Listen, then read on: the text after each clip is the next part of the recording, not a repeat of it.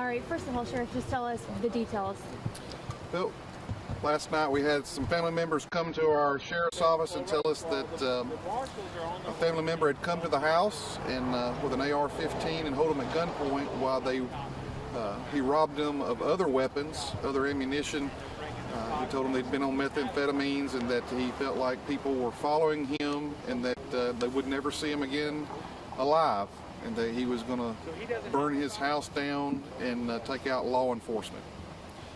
Those people were definitely scared. They came to make a report with us for robbery.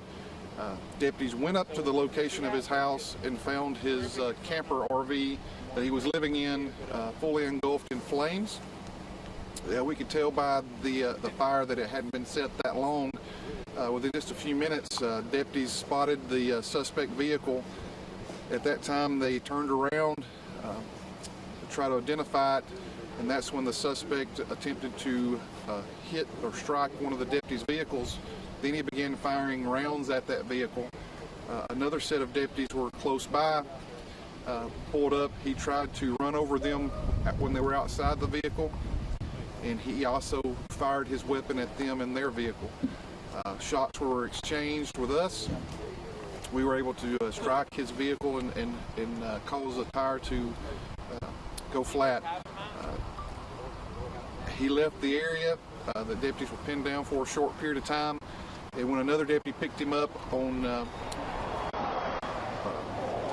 road close to Pleasant Valley School, that led to a chase that come to Cove Road. The suspect then got out of his vehicle on Cove Road and began firing at numerous deputies and law enforcement officers that were pursuing him.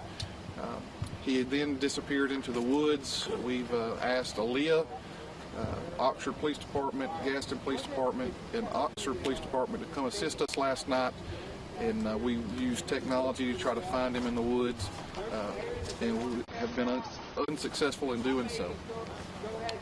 Talk to us about the other agencies are here. We see U.S. Marshal as well as the ATF.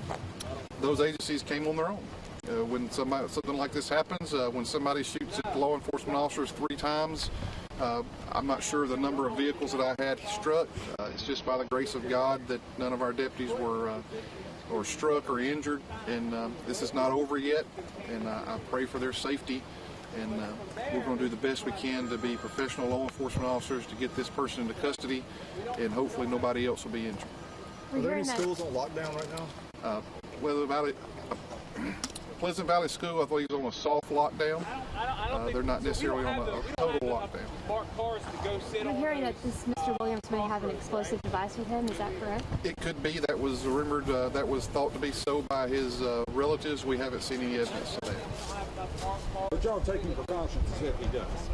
If somebody shoots at you, take all the precautions in the world. Was that correct in seeing the Center for Applied Forensics headed north of Cove Road here? They are. We've asked Oxford Police Department and the Center for Applied Sciences to investigate the shooting itself, so we can be free to try to apprehend this subject. Where did the shooting happen? Multiple locations. Like I said, we were shot at 3 different times. There's several crime scenes. They're all in the Pleasant Valley area, Webster's Chapel area. It's about 10 miles away is where it started, in the area of New Liberty Road and Mountain View Road, Ross Lake Road, Cove Road. So it's an active shooter type scenario where somebody's shooting and they're on the move. That's what active shooter means. They're not in a single location. It makes it very difficult. It's very dangerous for everyone, not just law enforcement, but citizens. We definitely want anybody that lives in this area to be on the alert. Don't leave anything unlocked. Set your alarm in your house. Keep your door locked. Keep your cars locked. Don't leave anything in it that could be useful or be used. If you see something, say something.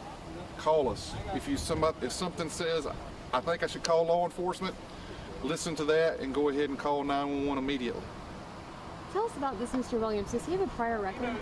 I'm not sure of Mr. Williams' record. He has 2 outstanding warrants in the sheriff's office, I believe for drug possession. He is definitely dangerous, and he is armed, and he has made decisions. He was definitely not bashful about engaging us and firing his weapon at us. So it's something that's a very, very dangerous situation. One of the deputies that he shot at, he's expected to have a child in mid-March.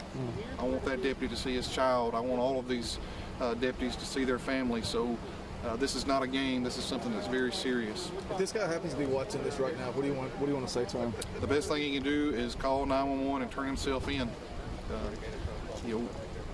We're going to do everything we can to catch him, and we won't stop till we do. Where did he enter the woods? It's on Cove Road. A mile down? It'd be approximate 3/4 of a mile down. We're still processing those scenes. We were already working last night, so this is something that we were not working necessarily for him. We were doing another detail. So deputies have been working since, most of these guys have been working since yesterday morning at 8 o'clock. So this is something that we're dedicated to, and we'll make sure we do it professionally. Describe this road. People live here. Were there evacuations? It's a good country road. There's a lot of woods. There's hunting land on there. There's people who've got some homes on there. It'd be a great place to live and a great place to have land. This guy just picked this road to turn down. Have you had to evacuate anyone? No. Tell us about the perimeter. How far are you set up?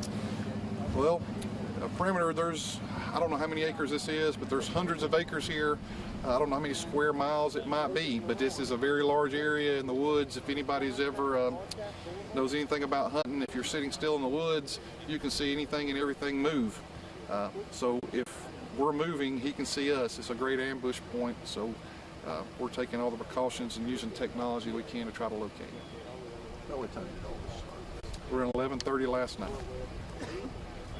Now, did the family come to the sheriff's office, or did they call you? They came to the sheriff's office. And these family members have done nothing wrong. These are good, decent people.